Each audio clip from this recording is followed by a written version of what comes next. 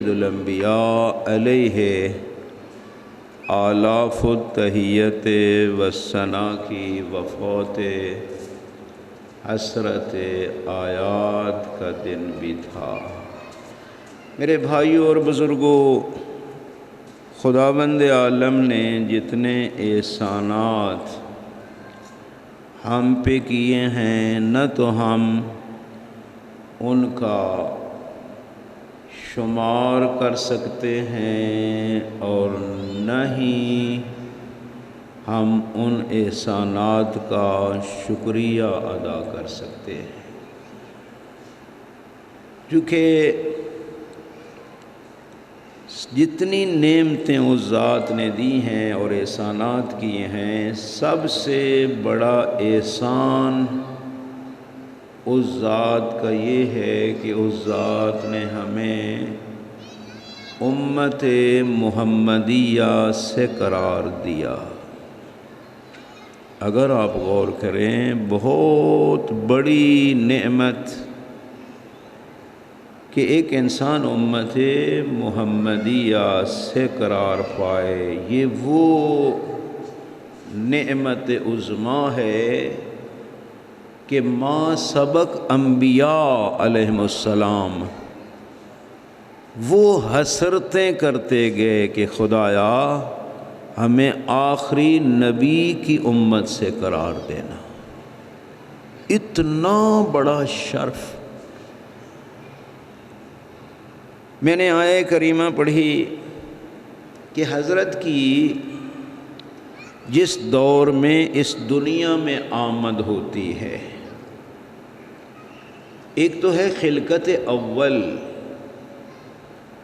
اس میں اگر آپ دیکھیں تو اول ما خلق اللہ نوری، خداوند عالم کی ذات نے نور محمد عربی سے پہلے تو کوئی شے پیدا ہی نہیں کی۔ خلقت اول کے لحاظ سے حضرت کا نور خلق ہوا، لیکن جو حضرت کی اس دنیا میں آمد ہے، اگر اس وقت کے حالات کو سامنے رکھیں تو پھر پتہ چلتا ہے حضرت کی تبلیغ کی عظمت کا۔ اور آیہ کریمہ جو میں نے پڑھی، اس میں اسی کا تذکرہ ہے کہ وَاذْكُرُوا نِعْمَةَ اللَّهِ عَلَيْكُمْ، کہ ذرا یاد کرو نا اللہ کی اس نعمت کو کہ اذ کنتم اعداء فألف بین قلوبکم، کہ تم تو ایک دوسرے کے دشمن تھے، خداوند عالم نے اپنے حبیب کے صدقے تمہیں ایک دوسرے کا بھائی بنا دیا۔ یعنی جو دور حضرت کی آمد کا ہے، قبیلوں میں جھگڑے، لوگوں میں لڑائیاں، بات بات پہ قتل و غارت، یہ صورتحال تھی۔ لیکن سید الانبیاء کی آمد سے تم کیا بن گئے؟ آپس میں بھائی بھائی بن گئے۔ فَأَصْبَحْتُمْ بِنِعْمَتِهِ إِخْوَانًا، تم اللہ کی اس خاص نعمت کے صدقے آپس میں بھائی بنے۔ وہ نعمت کیا تھی؟ سید الانبیاء کا وجود، سید الانبیاء کی آمد، حضرت کے وجود کے صدقے لوگ آپس میں بھائی بھائی بن گئے۔ وَكُنْتُمْ عَلَىٰ شَفَا حُفْرَةٍ مِّنَ النَّارِ، اور تم تو تھے جہنم کے گڑھے کے کنارے پر، لیکن سید الانبیاء نے فَأَنْقَذَكُم مِّنْهَا، اس نے تمہیں جہنم کے گڑھے کے کنارے سے نکال کر جنت میں لا کھڑا کیا۔ تو یہ سارا احسان، اللہم صلی علی محمد وآلہ محمد، سید الانبیاء علیہ آلاف التحیت والثناء، یعنی تعلقات، برادری، اختلاف کا ختم ہونا، یہ سید الانبیاء کے صدقے ہے۔ کہ اگر میں دیکھتا ہوں کہ یہ دوسرا بھائی بھی محمد الرسول اللہ صلی اللہ علیہ وآلہ وسلم کی رسالت کا قائل ہے، یہ ایسا رشتہ ہے کہ جو سارے اختلافات کو ختم کر دیتا ہے۔ اختلاف ختم ہو جاتے ہیں، محبتیں بڑھ جاتی ہیں۔ تاریخ میں ایک جملہ ملتا ہے، صاحب البحار علامہ مجلسی علیہ رحمہ نے نقل کیا ہے، ذرا صلوات پڑھیں آپ، اللہم صلی علی محمد و آل محمد۔ حضرت کے پاس ایک دیہاتی آتا ہے دور سے، جنگلوں میں رہنے والا، اور آ کے عرض کرتا ہے کہ یا حضرت میں بڑا دور رہتا ہوں، ہمیشہ آپ کی خدمت میں آ نہیں سکتا، کوئی ایسا اصول مجھے بتا دیں کہ جس پہ میں عمل کروں تو جنگلوں میں بھی میں ہدایت پہ رہوں۔ حضرت نے جب یہ اس کا سوال سنا، ارشاد فرمایا، احبا فی اللہ و ابغض فی اللہ، اگر کسی سے محبت کرنا ہے تو محبت کرنے سے پہلے یہ فیصلہ کر لو کہ جس سے میں محبت کر رہا ہوں اس محبت پہ خدا راضی ہے۔ بڑا مہم مسئلہ ہے میرے بھائی، کہ میں محبت کرنا چاہتا ہوں کسی سے، پہلے یقین کرو کہ یہ جو محبت کسی ذات سے میں کر رہا ہوں اس میں اللہ کی رضا ہے۔ اور دوسرا وَأَبْغِضْ فِي اللَّهِ، نفرت بھی ہے، کیونکہ دونوں چیزیں ہر بندے میں خداوند عالم نے یہ دونوں خاصیتیں پائی ہیں۔ ایک یہ کہ کچھ کو اپنی طرف جذب کرتا ہے جس کو محبت سے آپ تعبیر کرتے ہیں، اور کچھ کو اپنے سے دور کرتا ہے جسے نفرت سے تعبیر کرتے ہیں۔ ہر بندے کو دیکھ لیں، کچھ اس سے محبت کرتے ہوں گے اور کچھ اس سے نفرت کرتے ہوں گے۔ کوئی بندہ آپ کو ایسا نہیں ملے گا کہ جس پہ سارا جہان راضی ہو، نہیں، یہ نہیں ہے۔ جب سید الانبیاء پہ پوری کائنات راضی نہیں تو میں اور آپ کس بات کی مولی ہیں؟ اس کو کہتے ہیں قوت جاذبہ اور قوت دافعہ۔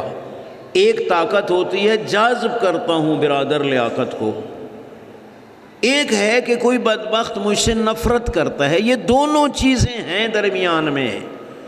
تو حضرت نے فرمایا ظاہر ہے تو نے کسی سے محبت کرنی ہے اور کسی سے نفرت کرنی ہے۔ محبت کرنے لگے تو پہلے یقین کر لے کہ اس محبت پہ میرا خالق راضی ہے۔ اس سے آپ دیکھ لیں یہ ساری غیر شرعی محبتیں اور یاریاں اس جملے سے ہی ختم ہو جاتی ہیں، چونکہ اس میں اللہ کی رضا نہیں ہوتی، شیطان کی رضایت ہوتی ہے۔ دوسرا، اگر کسی سے نفرت کرنا ہے اور کسی سے بغض رکھنا ہے تو اس بارے میں پہلے یہ یقین کر لینا ہے کہ میں جس سے نفرت کر رہا ہوں اس سے نفرت کرنے پہ میرا خالق راضی ہے۔ وہ شخص کہتے ہیں مولا آپ نے تو صحیح فرمایا، لیکن میں اتنا سادہ ہوں کہ مجھے اس کی بھی اتنی سمجھ نہیں آ رہی، مجھے کوئی ہستی ایسی دکھا دیں کہ جس کے ساتھ محبت کروں تو میرا خالق راضی ہو جائے۔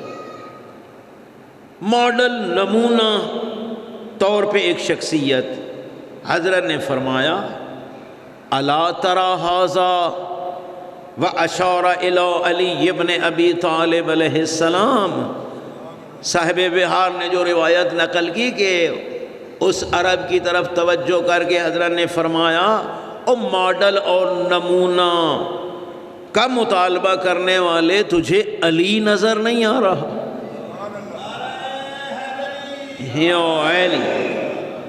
احبا ولی ھذا، اس میں غور کرنا، احبا ولی ھذا لو کانا قاتل ابیک او ولدک۔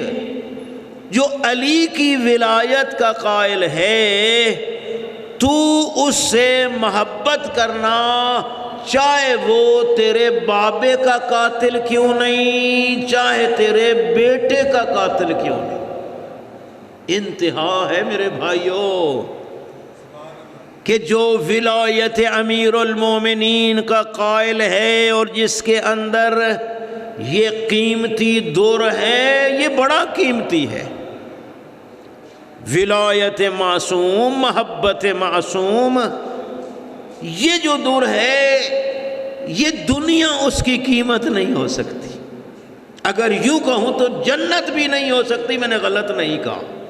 یہ در ولایت معصوم جو ہے نا، یہ بڑا قیمتی ہے۔ بلکہ مجھے یاد آ رہی ہے بات امام جعفر صادق علیہ السلام، اللہم صلی علی محمد، حضرت کی خدمت میں کسی نے آ کے اپنے مالی حالات کی شکایت کی، مولا بھوکا بندہ ہوں، غریب آدمی ہوں، مالی حالات اچھے نہیں ہیں، بڑا فقیر ہوں۔ حضرت نے ارشاد فرمایا تو کوئی فقیر نہیں ہے۔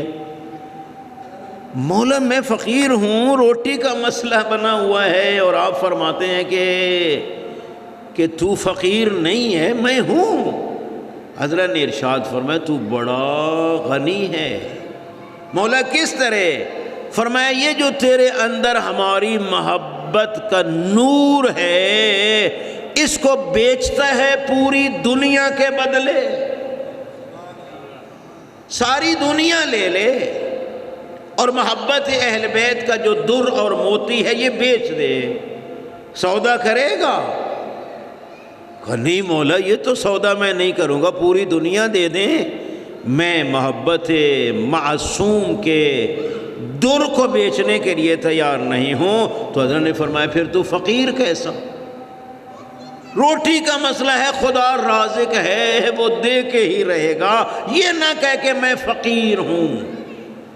تو یہ اتنا قیمتی در ہے۔ فرمایا یہ تجھے علی نظر نہیں آ رہے؟ جو اس کی ولایت کا قائل ہے اس سے محبت کرنا پڑے گی، چاہے تیرے بابے کا قاتل کیوں نہیں، چاہے تیرے بیٹے کا قاتل کیوں نہیں۔ مشکل بڑا ہے، لیکن اگر کوئی کر لے ولایت کے صدقے، دنیا اور آخرت میں اس کا نام باقی رہے گا کہ معصوم کی ولایت کے صدقے۔ مجھے یاد ہے قم مقدسہ میں میرے ایک بزرگ استاد تھے، حضرت آیت اللہ السید محمد بروجنوردی، بروجردی نہیں، بجنوردی۔ ان کے بزرگ جو ہے نا والد، وہ مرجع تشیع تھے، مجتہد تھے نجف اشرف میں۔ اتفاق ایسا ہوا کہ کسی افغانی طالب علم نے ان کے بیٹے کو قتل کر دیا۔ یہ بات ان کا سگا بھائی مجھے سنا رہا ہے، آیت اللہ سید محمد برجنوردی۔ کہا جب میرا بھائی قتل ہو گیا نجف میں، تو میرے بابا جی کے پاس گئے لوگ کہ فلاں بندے نے تیرا بیٹا قتل کر دیا ہے، آپ جائیں FIR کٹائیں تاکہ وہ پکڑا جائے یا اسے سزا ہو۔ تو میرے استاد فرمانے لگے کہ میرے بابا جی نے یہ کہا کہ مجھے یہ بتاؤ، جس نے میرے بیٹے کو قتل کیا ہے وہ بھی شیعہ علی ابن ابی طالب ہے؟ کہا ہاں جی، دینی طالب علم ہے، یہاں پڑھنے کے لیے آیا ہے افغانستان سے۔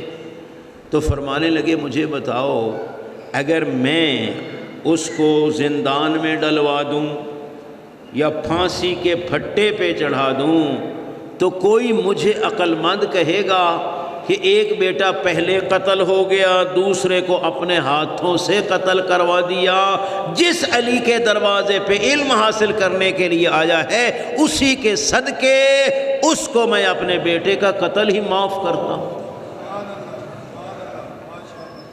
اصل تو یہ ہے، یہ جو رشتے جوڑنے کا معیار ہے یہ ہے ولایت معصوم۔ فرمایا جو اس علی کی ولایت کا قائل ہے اس سے محبت کرنا پڑے گی، چاہے قاتل ہی کیوں نہیں۔ اور دوسرا جملہ بھی ارشاد فرمایا وَأَبْغِضْ عَدُوَّ هَٰذَا لَوْ كَانَ أَبُوكَ أَوْ وُلْدُكَ، جو اس علی کا دشمن ہے نا، اس سے تو بھی دشمنی رکھ، چاہے تیرا بابا ہی کیوں نہیں، چاہے تیرا بیٹا ہی کیوں نہیں۔ بابا ہے، دشمن علی ہے، لیکن یہ بھی میں عرض کروں گا، اندر سے بغض تو رکھنا ہے، لیکن توہین میں پھر بھی نہیں کر سکتا بابا کی۔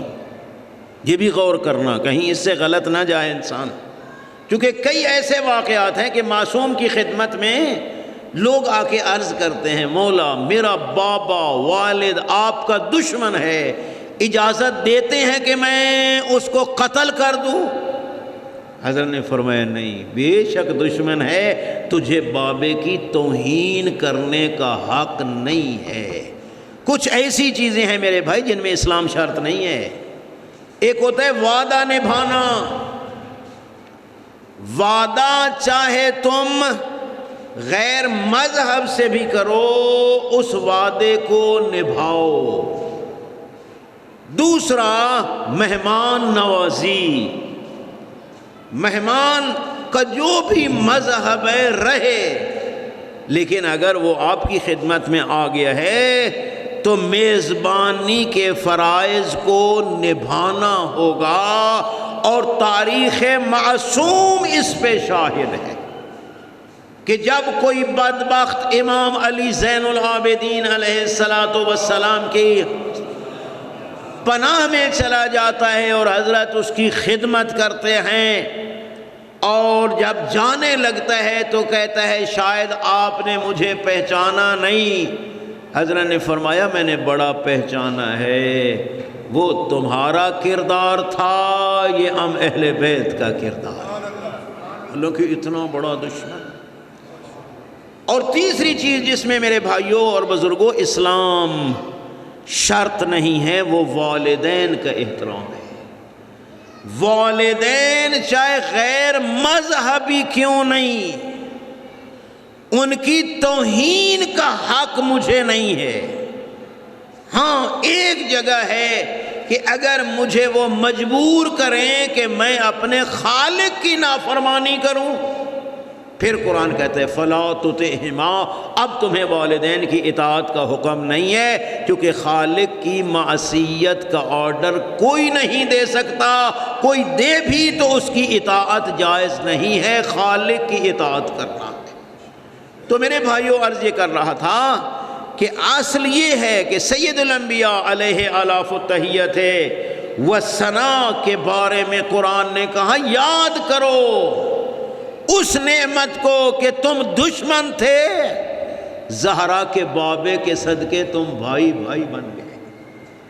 اور میں حیران ہوں کہ اس دور میں لوگ سید الانبیاء کے صدقے بھائی بھائی بن گئے، لیکن اس دور کے مسلمان پتہ نہیں ایک دوسرے کے بھائی کیوں نہیں بنتے۔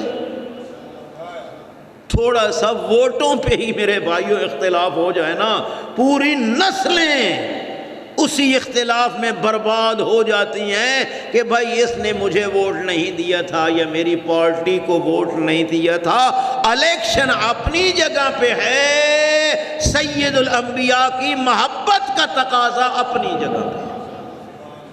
بے شک مخالف پارٹی ہے تو سید الانبیاء کی رسالت کا قائل ہے، تو مولا متقیان کی ولایت کا قائل، اور جتنے معاشرتی اختلاف ہوں رہے، لیکن ولایت کے صدقے سب یکجان ہونا چاہیے، کیونکہ قرآن نے اس کا تذکرہ کیا ہے کہ اس نعمت کو یاد کرو۔ یاد کرو کا کیا مطلب ہے کہ احساس کرو کہ اگر مشرکین مکہ سید الانبیاء کی آنے کی وجہ سے مسلمان ہو کر بھائی بھائی بن جاتے ہیں، تو مجھے بھی سوچنا چاہیے کہ کم از کم جس سے میں اختلاف کر رہا ہوں مشرکین مکہ جیسا تو نہیں ہے۔ لیکن بس کوئی مسلمان بیچارہ سازشوں کا شکار ہو گیا ہے اور وہ ان چیزوں کی طرف توجہ تک نہیں ہے۔ تو میرے بھائیوں اس دور میں سید الانبیاء کا آنا اور دوسرا میں آپ کی خدمت میں عرض کروں کہ سید الانبیاء جس دور میں آئے نا، بیٹی کے وجود کو ننگو آر سمجھا جاتا تھا۔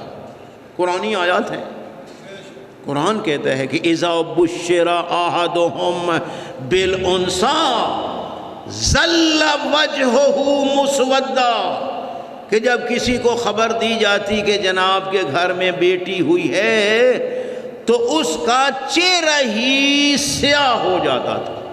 بابا جی کا بھئی کیوں چہرہ سیاہ ہو گیا؟ بے سوء ما بشر بے، کہ مجھے بہت بری خبر سنائی گئی ہے کہ میرے گھر میں بیٹی ہوئی ہے۔ یتوارا من القوم، اپنی قوم سے اپنے آپ کو چھپاتا تھا کہ کل کوئی پوچھے کہ بھائی گھر میں بچہ ہوا ہے یا نہیں، مجھے یہ نہ کہنا پڑے کہ میرے گھر میں بچی ہوئی ہے۔ وہ سخت دور، اصلاً وجود کو برداشت نہیں۔ اب یہ بابا جی کیا کرتا تھا؟ قرآن کہتا ہے یہ سوچتا تھا کہ ایمسکہ علی ہون، کہ بچی کو زندہ رہنے دوں اور ذلت کو قبول کروں، یا نہ اس کو زندہ درگور کر کے خان صاحب بن جاؤں، معاشرے میں ملک صاحب بن جاؤں، چودھری صاحب بن جاؤں۔ چونکہ وہاں اس دور میں وہی بڑا چودھری تھا جو زیادہ بچیوں کو زندہ درگور کر لیتا تھا، یہ بڑا غیرت والا بندہ ہے۔ لیکن قرآن نے کیا کہا؟ الا ساء ما یحکمون، آگاہ ہو جاؤ تم کتنے غلط فیصلے کر چکے ہو کہ اللہ کے امور میں ٹانگ اڑا رہے ہو۔ میرے بھائیو، یہ بیٹیاں اور بیٹے دینا یہ کوئی بندے کے اختیار میں ہے، یہ تو میرے خالق کے اختیار۔ جب چاہتا ہے خلیل الرحمن جیسی ہستی 10 سال دعا مانگتی ہے، خدایا دے دے بیٹا، جب چاہتا ہے عطا کرتا ہے، اور پھر کہتے ہیں وَوَهَبْنَا لَهُ إِسْحَاقَ وَيَعْقُوبَ، ہم نے اسحاق بھی دے دیا، پیچھے پوتے بھی دے دیے یعقوب جیسے۔ جناب زکریا سلام اللہ علیہ 90 سال کی عمر تک مانگتے رہے اپنے خالق سے، لیکن جب چاہا یحییٰ عطا کیا۔ اپنی جگہ پہ جناب زکریا کوئی زیادہ امیربار نہیں رہے تھے، جو کہ ظاہری طور پہ ایج 90 سال سے زیادہ، لیکن جب آئے نا جناب مریم کے پاس اور دیکھا کہ مصلی کے اوپر بے موسم پھل پڑے ہیں، آتے ہوئے پوچھا بیٹا انا لک ھذا، مریم یہ پھل بے موسم کہاں سے آ گئے؟ کہو من عند اللہ، یہ میرے اللہ نے بھیجے ہیں بے موسم پھل۔ شاید بے موسم پھل دے کے اللہ کی ذات زکریا کی مایوسی کو امید میں بدلنا چاہتی تھی۔ اس لیے قرآن کہتے ہیں ہنالک دعا زکریا، کہ جب بے موسم پھل دیکھے مریم کے پاس تو یہاں پہ پھر دعا مانگنا شروع کی جناب زکریا نے کہ اے مریم کو بے موسم پھل دینے والی ذات مجھے بڑھاپے میں وارث عطا کر دے۔ قرآن کہتے ہیں جب اب مانگی نا تو پھر خداوند عالم نے فرشتوں کا ایک وفد بھیجا انسانی شکل میں، جنہوں نے آ کے جناب زکریا کو خوشخبریاں سنائیں اور کہا اللہ کی ذات کہتی ہے کہ بیٹا دے رہا ہوں اور نام بھی رکھ کے بھیج رہا ہوں جس کا نام یحییٰ ہے۔ تو یہ سارا اس ذات کے اپنے ہاتھ میں ہے۔ لیکن وہ بدبخت جو اول اسلام میں تھے بیٹی کے وجود کو قبول ہی نہیں کرتے تھے، اور میں تو جس معاشرے میں جی رہا ہوں، جو میرے مشاہدات ہیں، باوجود اس کے کہ اتنے 100 سال اسلام کو آئے ہوئے گزر گئے، لیکن پھر بھی میرے بھائی اور بزرگوں، ہم مسلمان کہلانے والے ابھی بھی بیٹی کے وجود کو اس طرح قبول نہیں کرتے جس طرح بیٹے کے وجود کو قبول کرتے ہیں۔ ابھی بھی وہی 1-2 بطن میں بیٹیاں ہو جائیں نا تو وہ بدبخت سانس جو ہے نا کوسنے دیتی ہے، اتنا تنگ کرتی ہے کہ بہو کا اس گھر میں رہنا ہی دشوار ہو جاتا ہے۔ کئی کیسز آئے ہیں طلاق کے، بھائی کیوں طلاق ہوئی؟ چونکہ بیٹی ہو گئی۔ یہ سب کیوں ہے؟ قرآن سے دوری، معصوم کے فرمان سے دوری۔ اگر ہم قرآن کے ساتھ انس پیدا کرتے، معصوم ہستیوں کی سیرت طیبہ کو دیکھتے، سید الانبیاء کے کردار کو دیکھتے اور ان کی فرمودات میں غور کرتے، تو حضرت تو یہ فرما رہے ہیں، لوگو خیر اولادکم البنات، تمہارے حق میں جو بہتر اولاد ہے وہ تمہاری بیٹیاں ہیں۔ سید الانبیاء کا اللہ اکبر، یا رسول اللہ،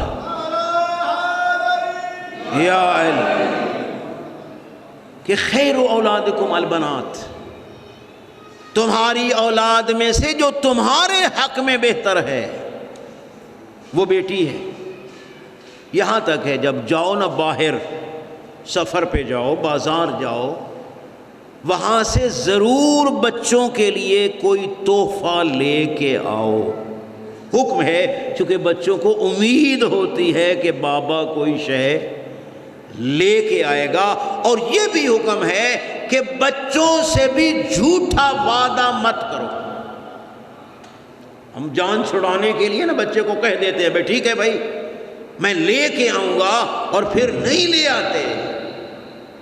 فرمایا پھر بچہ بڑے تعجب سے دیکھتا ہے، او یہ میرا بابا تو مولوی تھا لیکن پھر بھی جھوٹا نکلا۔ پھر وہ یہی سوچتا ہے کہ جھوٹ کوئی اتنی بری شے نہیں۔ پہلے تو وہ تعجب کرتا ہے، پھر وہ خود جھوٹ بولنے لگ جاتا ہے۔ اس کے جھوٹ بولنے میں مرکزی کردار میرا ہے، جو میں نے کئی جھوٹے وعدے اس سے کیے۔ اس لیے حکم خبردار، کبھی جھوٹا وعدہ معصوم بچوں سے بھی نہ کرنا۔ میرے استاد رحمت اللہ علیہ آیت اللہ مشکینی بہت بڑے معلم اخلاق تھے۔ ہم درس کے لیے جاتے تھے ان کی خدمت میں، وہ میری طرح ان کے پوتے نواسے ڈھیر سارے تھے۔ وہ کمرے میں ہی آ جاتے تھے جہاں درس ہوتا تھا، اور جس طرح بچوں کی عادتیں ہوتی ہیں، چھیڑ چھاڑ۔ تو آغا صاحب پریشان ہوتے تھے تو ایک جملہ کہتے تھے، فرماتے تھے بچہ ہا فرض کنید من شمارا می زنم، اس پہ خصوصی توجہ کرنا۔ آیت اللہ مشکینی کہتے تھے اپنے بچوں کو، او میرے بچوں فرض کرو کہ میں تمہیں ماروں گا، فرض کرو۔ جو اس بات کو، یعنی میں ان کے ذہن تک یہ بات پہنچا سکتا ہوں، فرض کرو بچے میں تمہیں ماروں گا۔ ہم پوچھتے آقا جی یہ کیا بات ہے، فرض کرو کہ میں تمہیں ماروں گا؟ سیدھا کہو بچے چپ ہو جاؤ ورنہ میں تمہیں ماروں گا، جس طرح ہماری عادت ہے۔ فرمانے لگے نہیں، اگر میں کہوں بچوں کو کہ میں تمہیں ماروں گا اور پھر نہ ماروں تو یہ تو جھوٹ بن جائے گا۔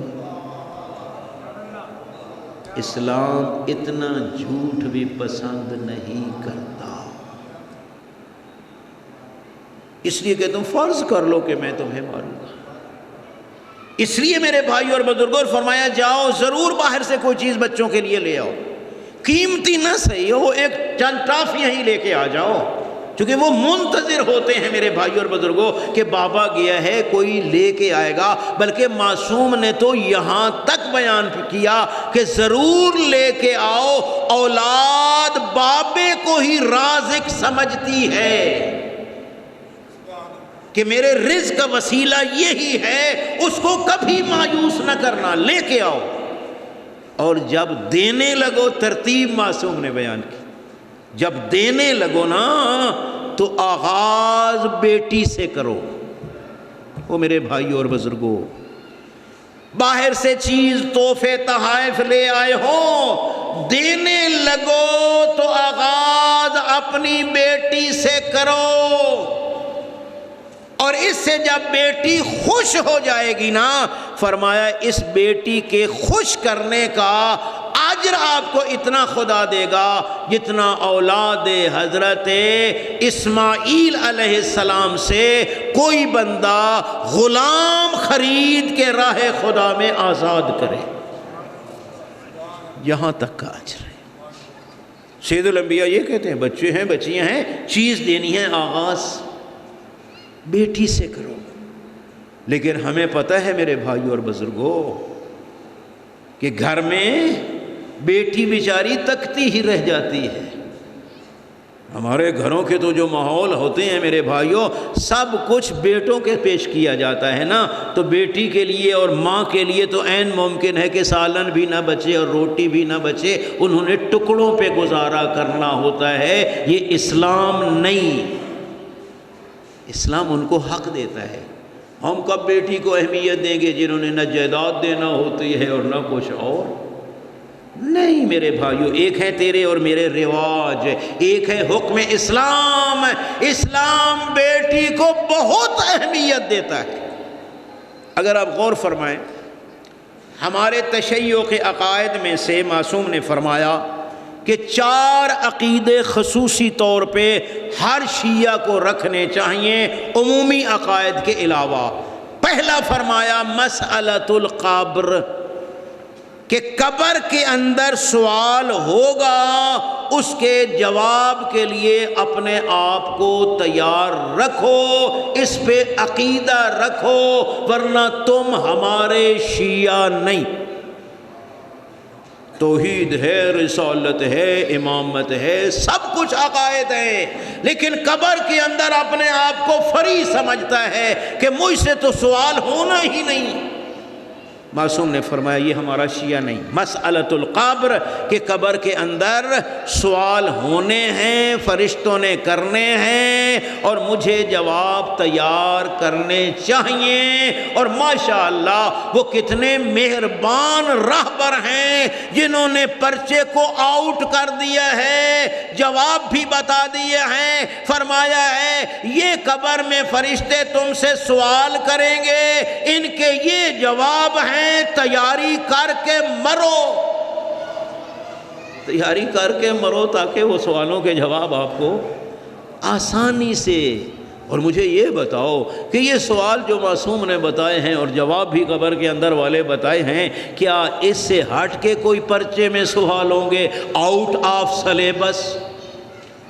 نہیں میرے بھائیوں اور بزرگوں، خداوند عالم نے جو راہبر ہمیں دیے ہیں، انہوں نے میرے بھائیوں زندگی تو کیا قیامت تک کے حالات کو اس طرح بتایا ہے گویا علی ابن ابی طالب ادھر سے ہو کے آیا ہے۔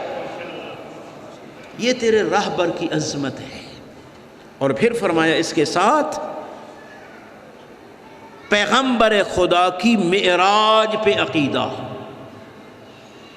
جو سید الانبیاء کی معراج پہ عقیدہ نہیں رکھتا وہ سب کچھ ہو سکتا ہے، شیعہ معصوم نہیں۔ انجاب فقط نہ صلوات پڑھیں آپ ذرا، اللہم صلی علی محمد۔ مولانا حامد علی سندرانہ صاحب حفظہ اللہ تشریف لائے ہیں اور انشاءاللہ بڑے ہی اپنے پیارے انداز میں خطاب فرمائیں گے اور آپ کو محظوظ کریں گے۔ میں تو ویسے آپ کی سمع خراشی کے لیے آ جاتا ہوں۔ تو میرے بھائی اور بزرگوں، معراج پہ جب حضرت گئے، میں تفصیل زیادہ نہ بیان کروں، معراج پہ تو جہاں خداوند عالم نے سید الانبیاء کو اور احکام بتائے، وہاں ایک یہ حکم بھی ارشاد فرمایا کہ میرے حبیب جب روئے زمین پہ جانا نا میرے وہ بندے جن کو میں نے بیٹیاں دی ہیں ان کو میری طرف سے سلام کہنا، اور کہنا کہ اپنے دلوں کو تنگ نہیں کرنا بچیوں کی وجہ سے۔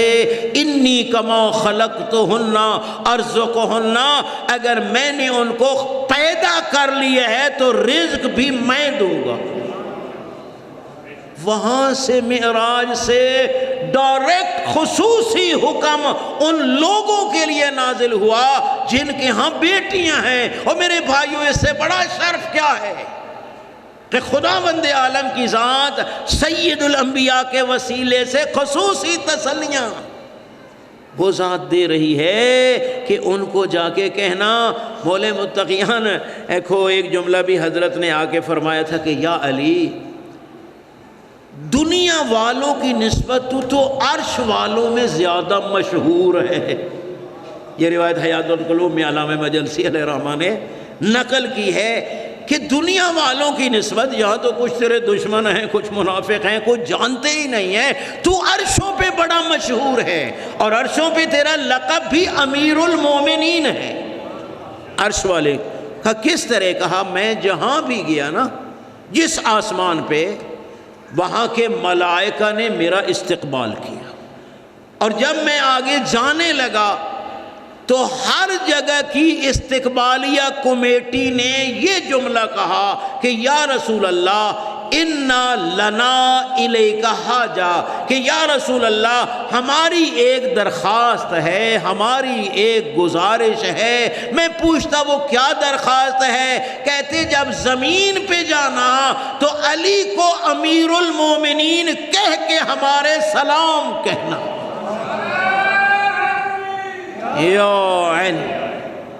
تو میرے بھائیوں اور بزرگوں، سید الانبیاء جس دور میں آئے، بیٹی کا وجود سبب ننگو آر تھا، لیکن خداوند عالم نے سید الانبیاء کو زہرا جیسی بیٹی عطا کی۔ اور پھر حضرت کا رویہ جناب زہرا کے ساتھ ایسا تھا کہ ہر بندہ کہتا تھا کاش میری بھی بیٹی ہوتی۔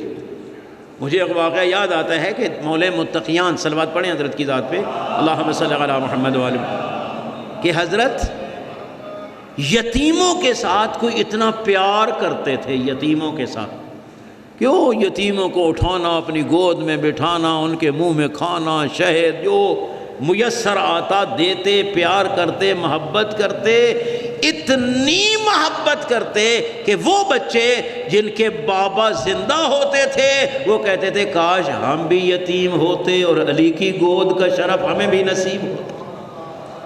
اصل تو یہ ہے میرے بھائیوں اور بزرگوں کہ جب بیٹی والے کی اتنی عظمت ہے کہ سید الانبیاء کے وسیلہ سے اللہ خصوصی تسلیاں دیتا ہے، اس سے بڑھ کے انسان کے لیے شرف کیا ہے؟ لیکن ہم ہیں کیسے مسلمان کہ ابھی بھی بیٹی کے وجود پہ مطمئن نہیں، زندہ درگور۔ وہ عرب کرتے تھے، ہم بھی ایک طریقے سے زندہ درگور کرتے ہیں۔ یا شادی نہیں کرنی کہ بھائی میراث چلی جائے گی، یہ ہوتا ہے، یا کرنی ہے تو ہر کے میں کے گلے مڑ دینی ہے۔ یہ نہیں دیکھنا کہ بیٹی کا ایمانی کف کون ہے، اور یہ بیچاری ہر روز کئی بار ذبح ہوتی ہے، مجھے پتہ ہے میرے بھائیوں۔ میرا چونکہ ایک ایسا مشغلہ ہے کہ ڈھیر ساری بچیاں بیچاری اس حوالے سے بھی رابطہ کرتی ہیں کہ ہمارے اوپر کیا کیا گزر رہی ہے۔ کچھ وقت پہلے لئیے سے فون آیا، اس نے کہا آقا جی میں نے بیٹی کی شادی کی تھی اور میں نے دشمن اہل بیت کو بیٹی دے دی تھی، اور اتفاق ایسا ہوا ہے کہ میری بیٹی نے بھی ان کا مذہب اختیار کر لیا ہے، اب میں کیا کروں؟ میں نے کہا تو اب جہنم کی تیاری کر،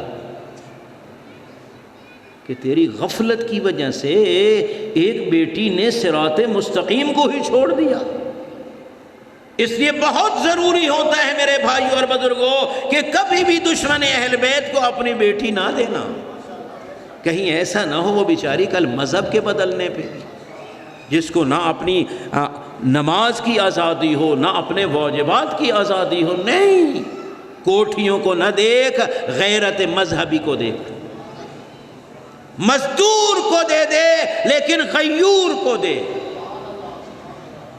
ہوشی ہے امیر المومنین علیہ السلام۔ بہرحال میں نے ڈھیر سارا آپ کو کھپا لیا۔ یہی جب کل کی رات گزری ہے نا، جناب زہرا کے لیے بڑی مصیبت کی رات تھی نا، بابے کے آخری لمحات ہیں۔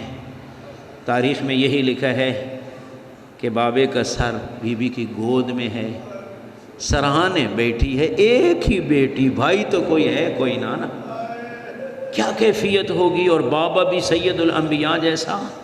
دروازے پہ دق الباب ہوا، بی بی گئی، کون ہے دروازے پہ؟ کہا ایک مسافر ہوں، مجھے سید الانبیاء سے ملنا ہے۔ بی بی نے کہا کہ میرے بابے کی حالت اچھی نہیں ہے، پھر کبھی آ جانا۔ آ کے بیٹھی تھی کہ دوبارہ دق الباب ہوا۔